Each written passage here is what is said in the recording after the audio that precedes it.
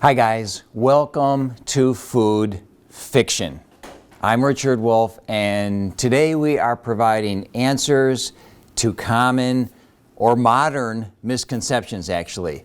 We're going to talk about 4 areas that are super confusing to most people when it comes to healthy eating. The first one we're going to tackle is this whole notion that you can't eat fruit because fruit's high in sugar, and sugar is bad for our health and it promotes weight gain. So we're going to drill down on that and talk about fruit and what's the bottom line when it comes to fruit. Then we'll talk about this idea of eating less. Our culture is obsessed with trying to eat less to improve their body composition, to lose body fat, and stay healthy. So we'll look at some clarity around eating less. We'll talk about the whole issue of macros and carbohydrate to fat ratios. This is something that we're so preoccupied with today, so we'll add some clarity to that issue as well. And then we'll wrap up with a brief discussion on clean eating. This is a new area for Americans to be thinking about. It's been the last decade or so that we've been talking about clean eating. What really is clean eating, and does it even matter? So we're going to dive right into things here today. Let's start off with this notion that we shouldn't eat fruit because we know that sugar is bad for our body. Fruit is high in sugar, and therefore we should simply avoid it if we want to stay lean and if we want to be strong and healthy. Let's sort of drill to the bottom of this for a second. We know that in 1997, the American Institute for Cancer Research collaborated with the World Cancer Research Fund, 2 large agencies that have been around for over 40 years, and they wanted to answer a basic question.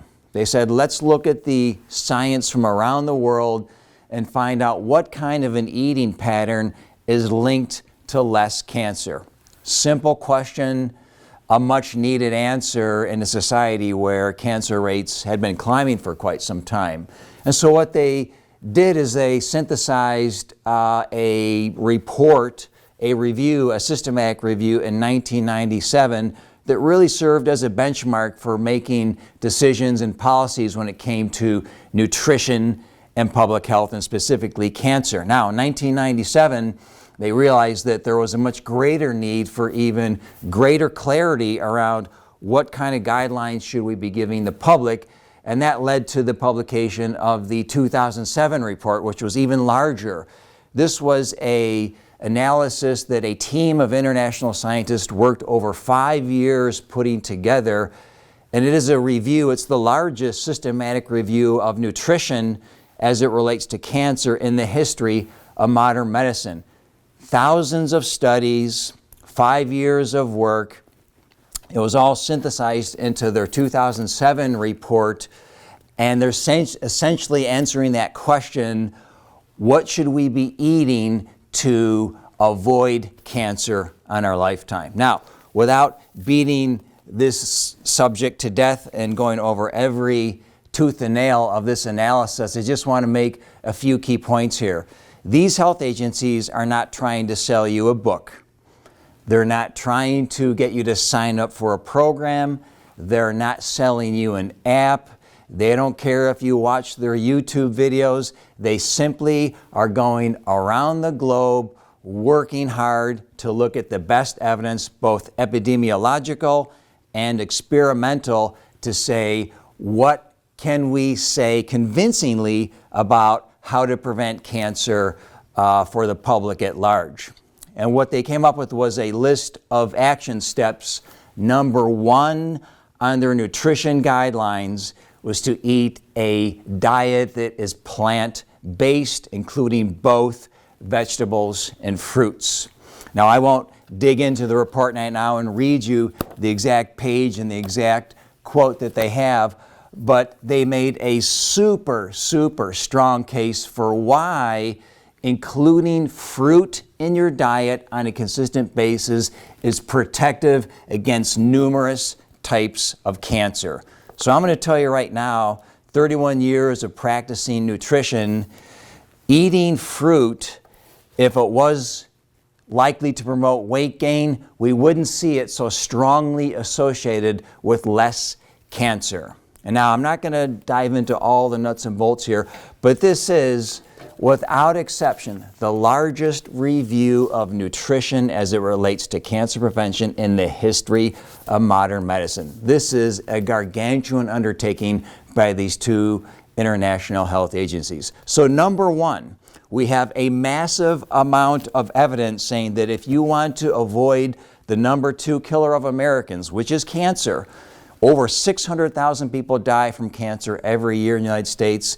And in 2019 alone, we're going to see another 1.7 new cases of cancer this year. Fruit is a cancer protective compound. So eat more fruit. For that reason alone, we could end the lecture and have good news to share with family and friends. So I'm going to say, number one, we should be eating fruit.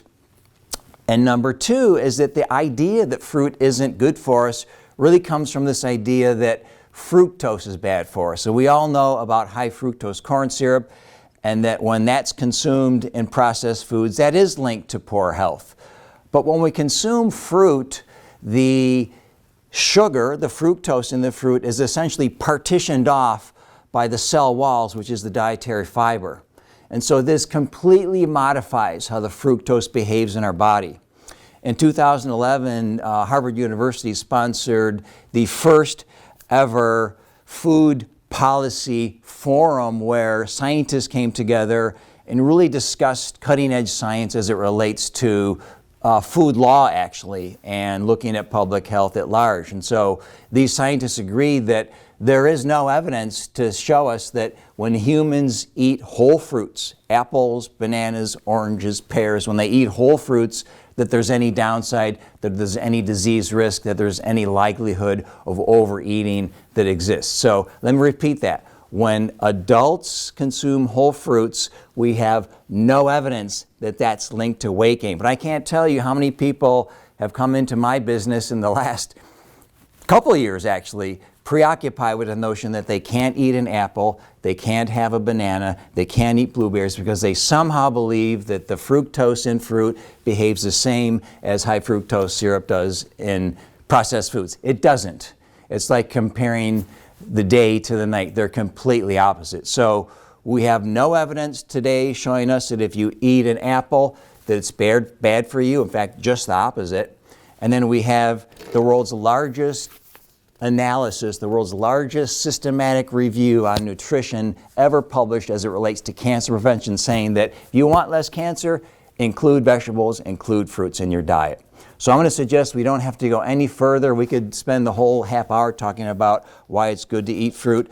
I actually eat fruit in high quantities on a daily basis, probably 6 to 7 servings every single day. I've been doing that for 30 years. And surprisingly, I've gained no weight in that time. So I'm here to assure you, if you like blueberries, enjoy blueberries. If you like bananas, eat bananas. If you like apples, and so on and so on. But just make sure that your focus is on whole fruits. I'm not talking about eating a strawberry shake from McDonald's or an apple turnover from McDonald's. That's not whole fruit. Consume whole fruits, enjoy it. It's refreshing, and it's an easy way to make sure that you eat less of the foods that we know are damaging to us. We call this displacement. One of the best ways to get a human to eat better is to tell them what to do, not what not to do. So if you eat more oranges and cherries and blackberries, not only are you getting the nutrients that they're healthy for you, but you're also filling up on foods that help to crowd out the not so good food. So this is a good way for people to simply enjoy life and be healthy at the same time. So bottom line number one, it's okay to eat fruit on a daily basis, and I recommend this to my clients every single day. So don't worry about the notion that fruit is bad for you, because it just is not bad for you. Number two, what about eating less? One of the things that we consistently hear in our culture is that, well, to help me lose weight, I'm going to really cut back on the food that I'm eating. Well, that sounds good on paper, but in reality, in the United States, the standard American diet is already full of highly processed foods. So if you take a processed diet and you just eat less, what's basically happening is you're getting even fewer nutrients. So what you're really saying is that my diet is already pretty bad. I'm just going to make it even worse by getting fewer nutrients into my body. That, of course, is a disaster when it comes to long-term health and disease prevention. So what really should we be doing here?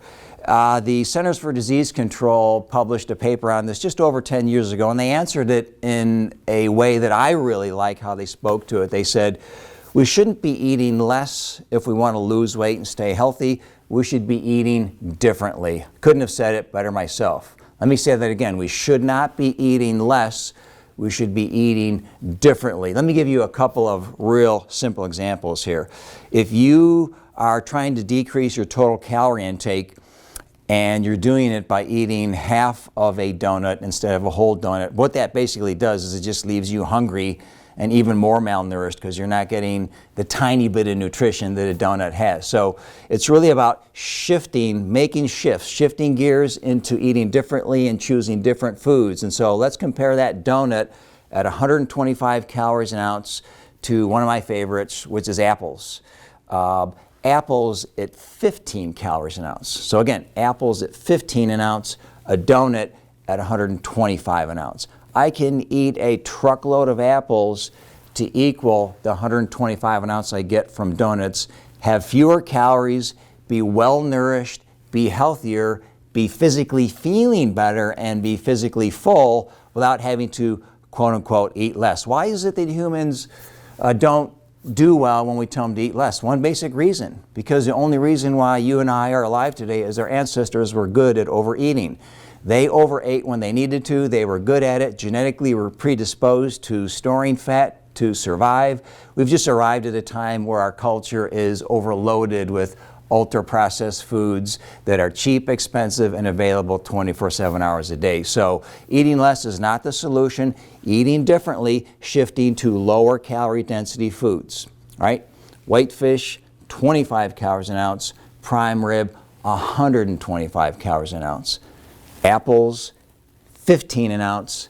Apple pie, 125 calories an ounce. So it's really about making strategic shifts to lower calorie density. And when you do that, the volume in your diet actually goes up. When I'm coaching clients to lose body fat, we're increasing the food that they're eating because they're eating a truckload of vegetables and fruits. They're eating a lot of lean proteins and other good, healthy for you foods that we have to have a net increase, and so they're not having to survive on this notion that I need to sweat bullets and just try to get through this hunger zone. Again, that is a complete train wreck in a society where we are genetically predisposed to overeat. We just need to eat the right things, which of course is to eat differently, not to eat less. If you were to watch me, you'd wonder why I don't weigh 600 pounds. I'm constantly eating throughout the entire day, but it's foods that have a very low energy density on average. Of course, a truckload of fruits and vegetables on my daily diet, and of course I'm eating more fruit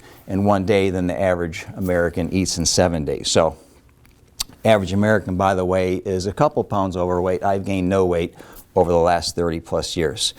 So we shouldn't worry about eating less. That leads to hunger.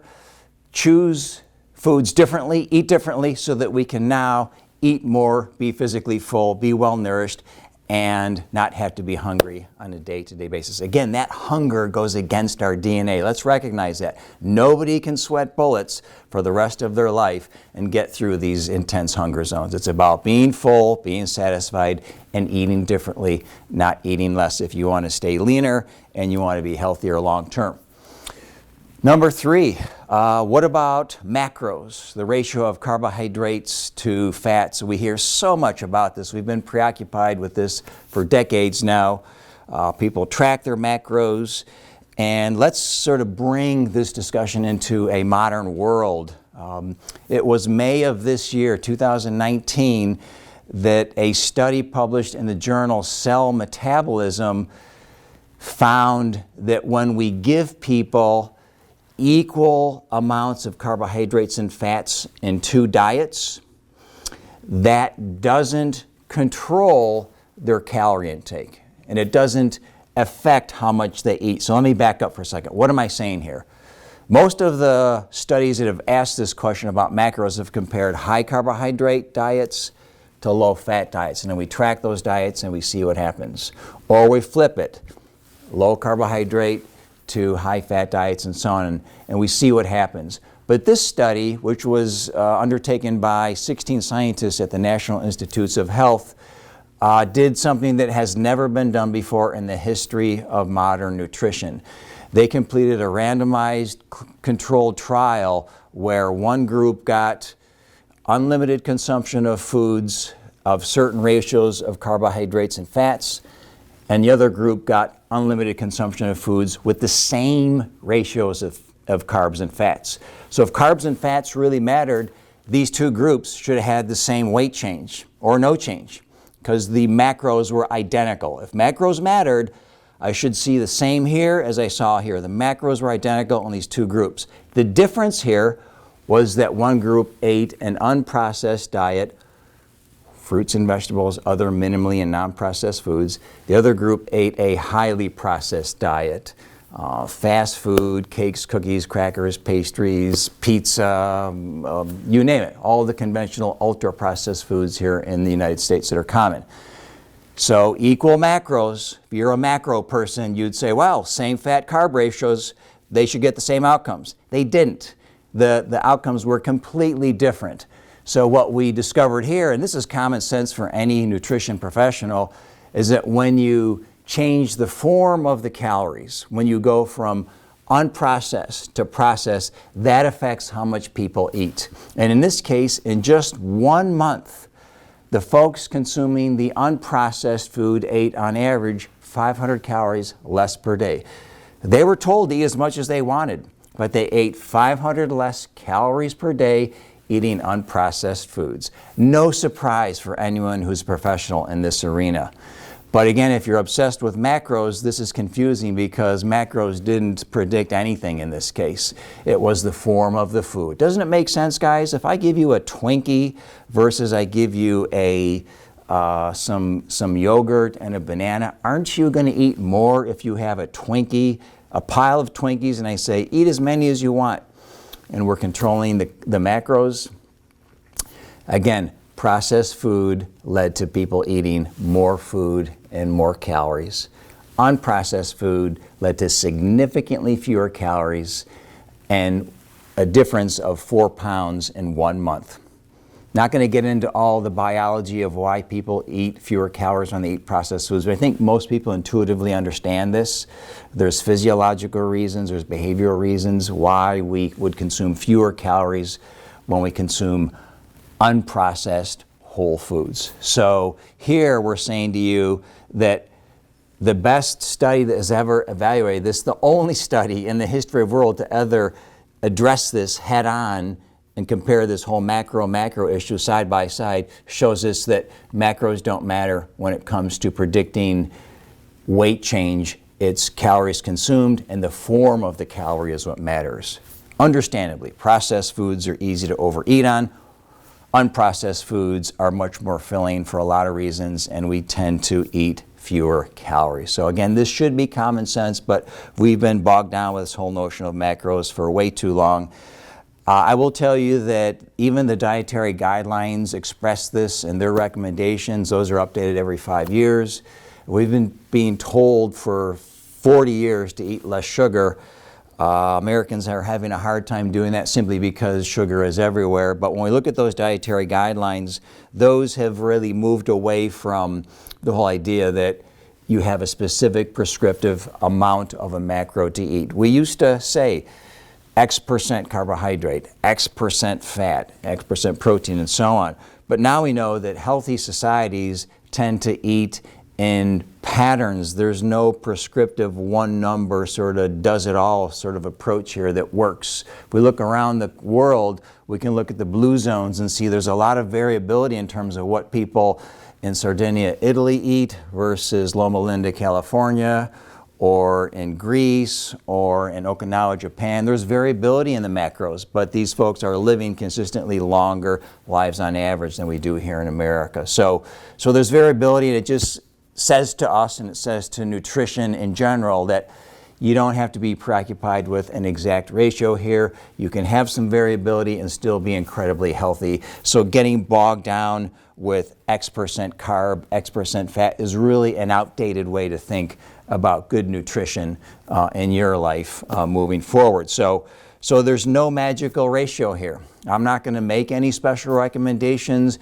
but what I will do is go back to that study, and we will see more studies like this moving forward that says when you give people unprocessed foods, they consume fewer calories, even when you tell them they can eat as much as they want.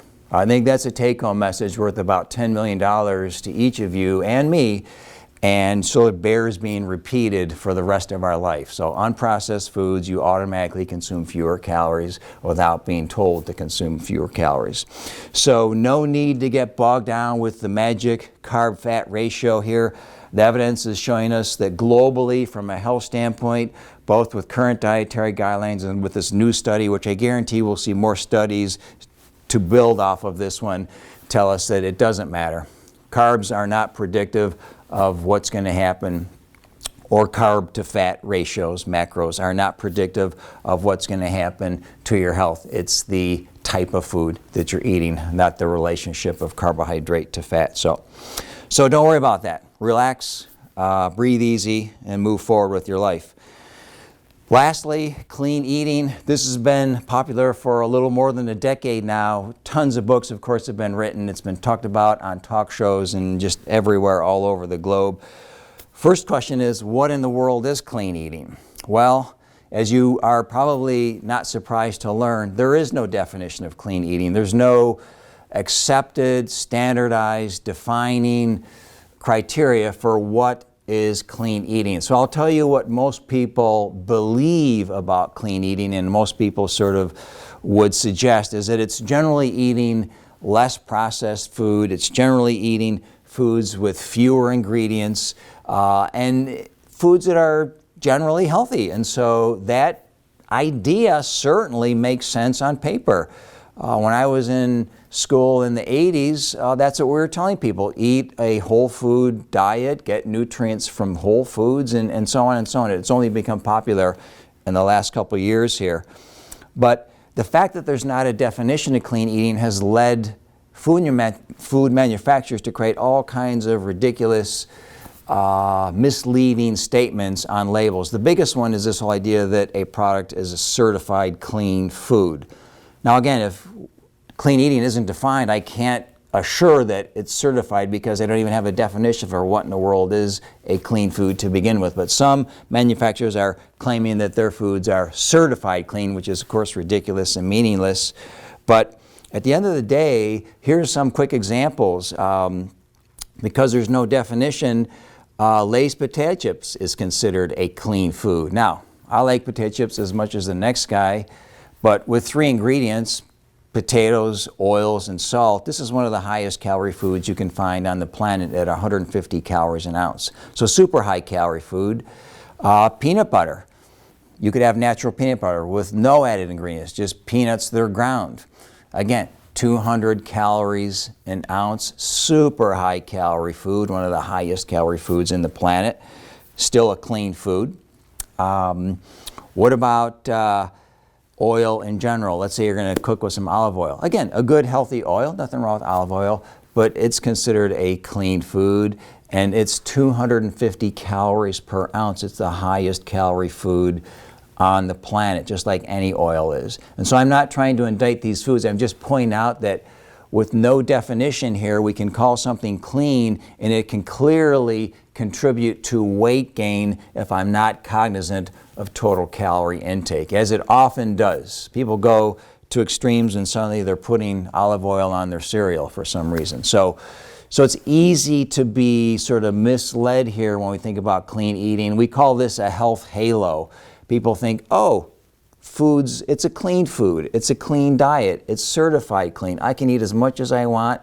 Well, you can if you don't care about your body weight, you can. But in general, it does come back to calories and again, consuming foods that are minimally processed. So I'm not arguing against sensible eating of less processed foods. We want to do that, but you want to be careful when we start giving labels that aren't defined to an eating pattern, and it's pretty much anything goes. It's kind of like the Wild West. There's all sorts of claims that make it difficult to make good decisions. So at the end of the day here, what have we really said here? We've said that first and foremost, we should all be enjoying fruit on a daily basis. It is protective against cancer. There is a massive amount of evidence to support that on a global level. We should also not worry about eating less. We should eat differently, and at the end of the day, you're going to end up eating more, because if you're eating lower calorie foods, you've got to eat more to be full and to displace those other foods. So it's about eating differently, not cutting back, not being hungry, not sweating bullets by having small amounts of food all the time. Let's face it, guys, the ratio of carbs and fats just doesn't matter. There's a ton of variability here among healthy nations, and the best randomized controlled trial that we have, which is the first of its kind just this year, said that it's irrelevant. It doesn't matter. It's how the food is processed, whether or not it's processed, not what the ratio of carbs to fat is here.